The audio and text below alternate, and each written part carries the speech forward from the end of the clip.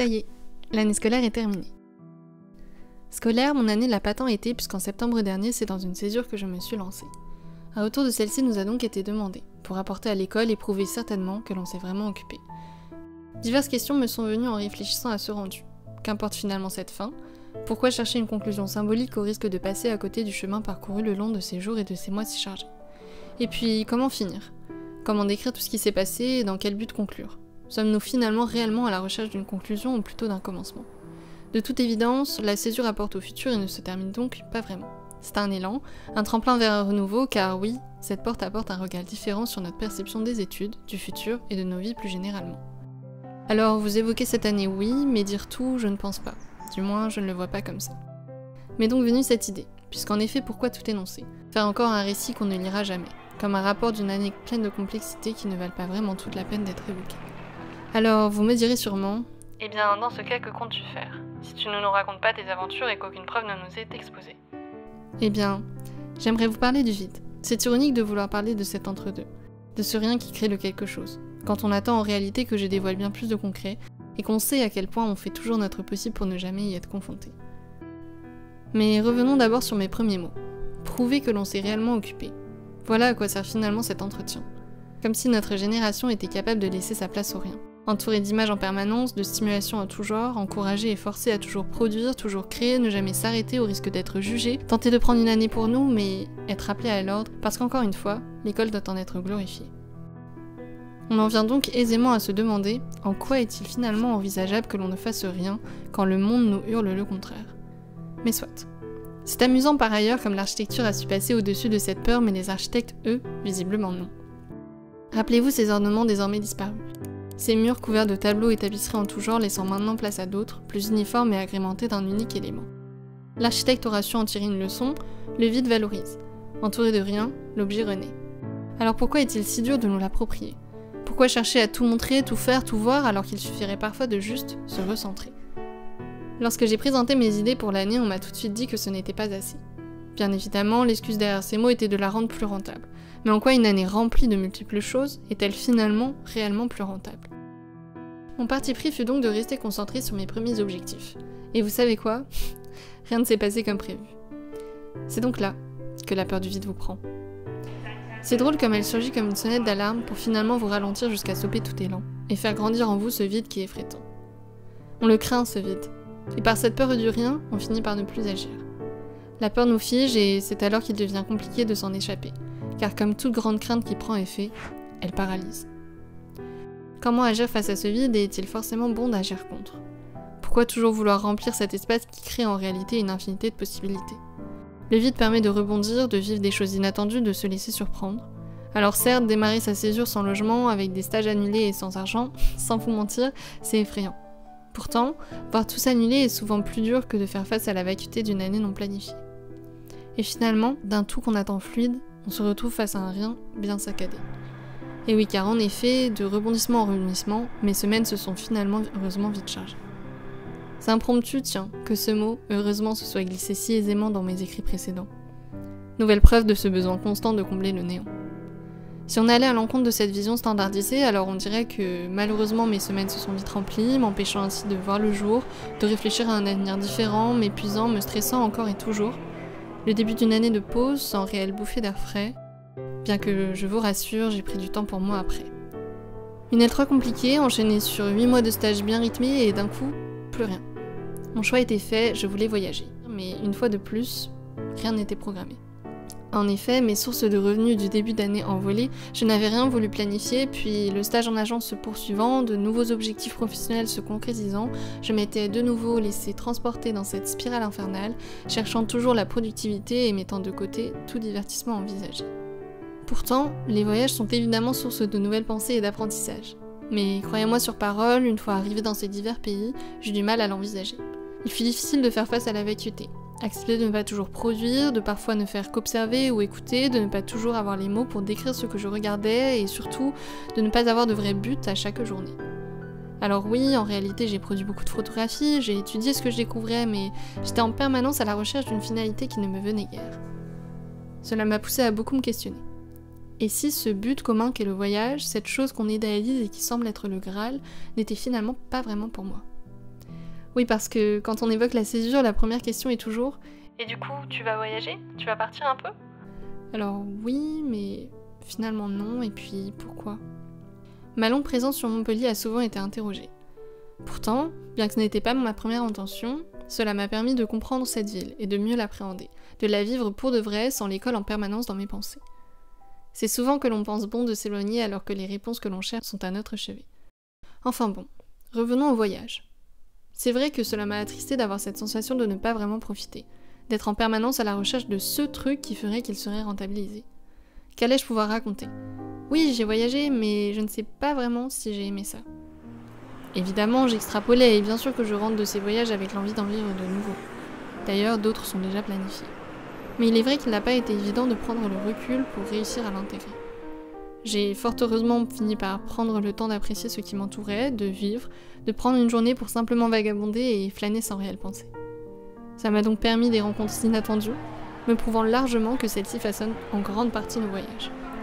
J'ai parcouru des rues pittoresques et je crois que finalement, ce qui m'a vraiment plu, c'est simplement d'avoir pu laisser aller mon imagination, de m'être enfin déconnectée et re-questionnée, toujours dans cette idée d'évoluer. J'ai su appréhender ce vide, me l'approprier et m'immiscer en son sein à la recherche de nouveautés. Un travail rudement mené, mais malheureusement inachevé. Une fois rentré, le vide reprit sa place initiale. Ce sentiment d'inaccomplissement était de retour, malgré la suite de l'année déjà planifiée. Puis il fallut faire face aux autres, pour leur raconter ce voyage si particulier. Viennent alors les classiques. Tu as vu des projets d'archi? Tu as fait quel musée? Oh, et pourquoi tu n'as pas continué ces cours un mois? Tu aurais pu plus profiter. Jamais assez. Dans ma déconnexion, j'en avais oublié que l'on attendrait de moi plus que cela. Car oui, encore une fois, on attendait de moi. Lire la déception dans le regard de ceux qui semblaient s'intéresser, voir qu'ils auraient adoré que je leur raconte plus de faits, mais n'avoir que mes réflexions à exposer, se sentir donc dépassé et regretter une nouvelle fois de ne pas avoir réussi à plus rentabiliser. De nombreuses remises en question réveillant la pression contre laquelle j'avais tant lutté.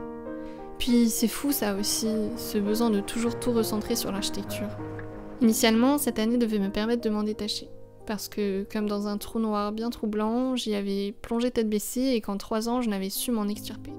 Malheureusement, mes tentatives furent vaines puisque mon stage en magazine annulé, j'avais fini par rester plusieurs mois en agence. Pourtant, une fois ce stage terminé, j'avais espoir d'enfin sortir de cette sphère qui, jusqu'alors, m'empêchait finalement de me réaliser. Certes, j'allais en voir de l'architecture et bon nombre de mes clichés la dévoilent plus intéressante que jamais, mais je ne voulais pas que ça soit ça, ma finalité. Je voulais découvrir des modes de vie, d'habiter, faire des rencontres, m'évader de ce monde si fermé, comprendre pourquoi tout le monde prône le voyage comme l'échappatoire parfait. Alors, pour me détacher de l'architecture, j'ai fui l'école. Ça oui, je n'y ai presque pas mis les pieds. Mais visiblement, cela n'a pas suffi. C'est fou d'ailleurs, vous verrez si un jour vous prenez le temps de vous détacher de votre métier, de remarquer à quel point les gens sont en fait totalement enfermés. À mon retour, chaque « Comment ça va la vie depuis le temps ?» était suivi d'un « Bah, le projet, hein, écoute. » Comme si tout ne se résumait qu'à cet unique aspect. C'est triste de se dire que cela nous définit visiblement entièrement. C'est donc guère étonnant que lorsque l'on arrête, le vide nous frappe autant. J'aurais préféré entendre des « Ça va, écoute, je cours en ce moment et je teste tous les cafés du coin. Ça me fait un bien fou, ça me permet de m'évader parce que tu sais, bon, les études, c'est toujours autant prenant. » Mais ça, dans notre contexte, ça ne risque pas tant d'arriver. Ça fait peur de se retrouver frappé par cette réalité à peine rentrée. Comment avoir envie de revenir en master quand on voit ce qui nous attend?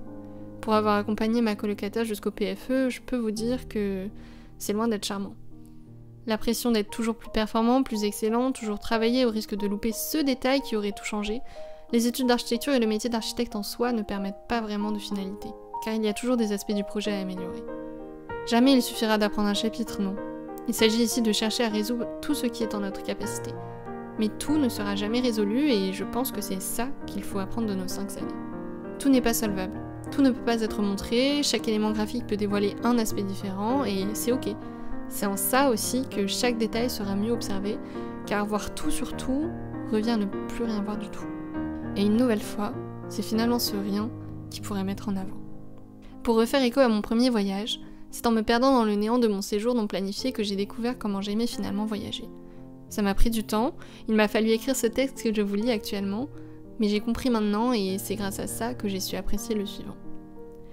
Enfin, vous commencez sûrement à comprendre mon fonctionnement, alors vous vous doutez bien qu'avant de savoir l'apprécier, j'ai choisi de bien combler mes journées. Pas de répit, on était reparti. Entre un nouveau job et quelques illustrations de PFE, les mois de mai, juin, juillet ont été bien chargés. Et une fois de plus, comment préparer un voyage au milieu de ces multiples activités. Les jours s'enchaînaient et plus que ce départ, il fallut anticiper la rentrée. Trouver où loger, décider de si on va vraiment rester, mettre de côté au risque de ne pas pouvoir travailler durant l'année. Enfin, tout un tas de choses bien communes aux étudiants. Me voilà donc à une semaine de partir et simplement mes vols et logements de booker. Pourtant, j'étais loin d'être effrayée. Partant seule, il était bien plus simple pour moi de me laisser aller à vagabonder et c'est effectivement ce que je ferais. Les semaines précédant ce départ étaient rudes et bien remplies, rendant ce voyage d'autant plus nécessaire. Puis je n'avais que peu d'attentes envers celui-ci, me protégeant ainsi des déceptions auxquelles j'avais dû faire face lors du dernier. Je ne saurais expliquer pourquoi, mais à l'inverse de mon exploration passée, je ne ressentais plus cette obligation de voyager. J'y allais pour moi, bien que je choisisse ces destinations car des amis s'y trouvaient. Alors, une fois assise dans l'avion, effrayée par les longues heures qui m'y attendaient, j'ai soufflé, et toute pression s'est évaporée. J'étais là, j'avais choisi de réserver ce vol, alors j'étais prête à faire face à tout ce qui pourrait m'arriver. Et ce fut ça, le mantra de mon voyage. Laisser couler tout ce qui aurait pu me tracasser, et aller comprendre comment, mais pendant un mois je n'ai pas stressé. J'ai beaucoup réfléchi à tout ça, car c'est fort étonnant pour moi de ne pas être angoissée, et je pense que dans le fond, tout allait pour le mieux, car il n'y avait que mes actes qui impactaient mes journées. Aucune requête de mes proches, aucune attente de mes encadrants, aucune demande de clients, aucun questionnement sur mes actes du jour, si ce n'est en décalé d'une journée, alors voilà, chaque petit moment n'était que pour moi, et j'avais le temps de prendre du recul dessus avant de peut-être les raconter. Personne n'attendait rien de moi cette fois, ou du moins, je ne m'imaginais pas que c'était le cas. Alors je pourrais vous raconter Taïwan et ses rues bondées, vivantes et enivrantes, ses passages protégés et ses marchés un peu improvisés, Hong Kong et la multitude d'informations que ce lieu transmet à la seconde, la Chine et ses barres d'immeubles sans interruption, le Japon et ses espaces si dessinés et si pensés.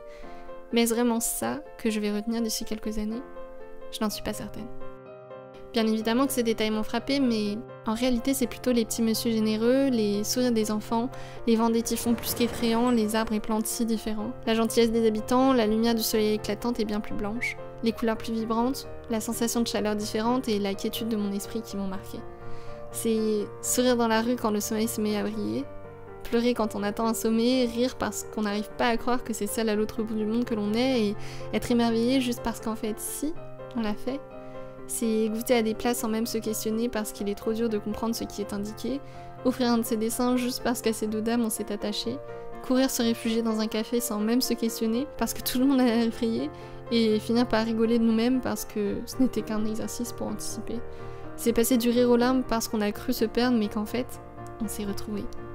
Passer des heures dehors sans voir le temps passer, s'asseoir devant un coucher de soleil et se sentir apaisé. C'est toutes ces sensations qui resteront gravées. Alors oui, j'ai appris sur l'architecture, mais je pense que j'ai d'autant plus appris sur la vie. En rentrant de ce tour d'Asie, on m'a fait comprendre que la paix que celui-ci m'avait apportée se voyait de l'extérieur. Alors je me suis questionnée sur comment ce dernier avait pu tant m'alléger. Est-ce l'Asie? Est-ce le bon timing? Est-ce la baisse d'anxiété? Certainement un bon mélange de tout ça, oui. Mais peut-être pas que. En y repensant, pendant ce voyage, j'ai accepté de n'avoir rien prévu, rien organisé. J'ai accepté de vivre au jour le jour sans me poser de questions, de prendre cette rue même si elle ne mène nulle part et d'aller dans ce quartier bien que rien ne me dit s'il sera bien. J'ai choisi d'avancer sans but et j'ai enfin accepté que de ne pas tout prévoir pouvait aussi nous apporter. Tiens, c'est marrant d'ailleurs, je ne sais pas si vous lisez ou écoutez ceci depuis votre ordinateur, mais si vous jetez un œil à votre clavier comme je viens de le faire, vous remarquez que lui-même vous dit tout. Il dédie plus de place à la touche qui n'écrit rien qu'à celle qui forme le tout. Ça se reflète même dans chaque phrase d'ailleurs, parce qu'on ne comprendrait rien si les mots ne s'espaçaient pas les uns des autres.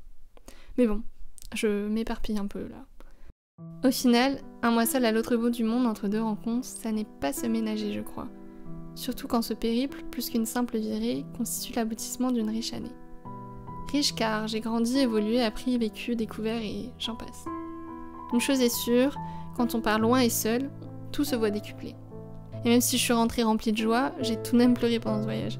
Et certaines fois, je ne saurais vous dire si c'était de joie, de tristesse ou déjà de nostalgie.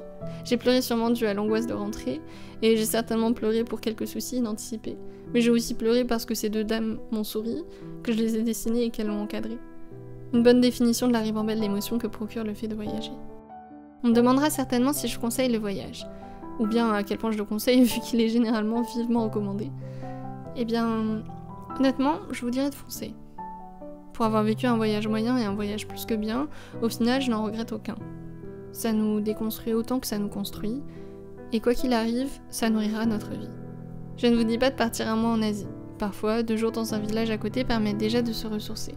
Pas besoin non plus de camper ou de se mettre en danger. Je ne vous dis pas non plus obligatoirement de partir, mais surtout de vous écouter. Parce que voyager en se sentant forcé, c'est prendre le risque d'en être dégoûté et de ne plus jamais le retenter. Donc voyager, oui, mais quand vous le sentirez seulement. Finalement, lors de mon oral de césure, on m'a reproché de vouloir prendre cette année pour moi. Ironique car je ne vois pas pour qui elle aurait dû être, mais visiblement je ne la pensais pas assez collectivement selon mon jury. Et j'aurais dû plus apporter à l'école. Songer à de nouveaux studios, de nouveaux cours, apporter des méthodes constructives et j'en passe. J'ai rien de tout ça à vous proposer aujourd'hui, mais je vous confirme que mon année fut loin d'être individualiste. Certes, j'ai pris la décision de cette césure dans mon intérêt, car sans celle-ci je ne me voyais plus continuer, mais ce n'est pas pour autant que je n'ai pas su m'entourer, bien au contraire. En s'éloignant de la micro-société qu'est cette école, j'ai pu rencontrer des personnes travaillant dans le monde de l'art, qui m'ont, sans même le savoir, encore plus poussé à moi-même me lancer. J'ai eu l'occasion de faire colocation avec 2 personnes qui comptent beaucoup pour moi aujourd'hui et avec qui je pense nous sommes mutuellement beaucoup aidés. J'ai fait des rencontres incongrues comme celle d'un couple brésilien qui compte sur moi pour leur rendre visite dans ce beau pays. J'ai été voir une amie stagiaire en architecture en Chine qui m'a fait rencontrer ses collègues, mais aussi une autre taïwanaise et un japonais qui ont su me montrer ce à quoi ressemble vraiment leur quotidien. Et je mets volontairement les autres parce que sinon ce paragraphe serait bien trop long, mais vous avez compris l'idée. Partir seul ne signifie en aucun cas se couper du monde. Et même si cela avait été le cas, je ne pense pas que cela aurait dû poser problème. Car partir seul, c'est aussi se donner l'occasion d'apprendre sur soi pour mieux vivre avec les autres.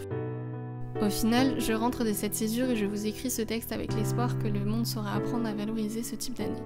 Parce que je n'en ai pas parlé, mais c'est pesant de devoir sans cesse la justifier. Je prends une césure, mais bon, c'est encadré par l'école, j'ai un rendu, je reprends les études derrière. Hein. Toujours cette peur qu'on ne reprenne pas les études. Alors que finalement, que je les reprenne ou non, cela restera mon choix, et que si cette année m'a ouverte à d'autres éventualités, pourquoi s'en priver? Il faut lever ce mythe des études faites d'une traite, et que l'on prenne 1, 2 ou 3 ans pour nous, ou même que l'on poursuive dans un domaine et que l'on reprenne nos études après, je n'y vois aucun problème. Il faut apprendre à évoluer avec ce temps où le diplôme ne vaut plus tellement, et où se laisser porter au gré des opportunités est devenu notre réalité.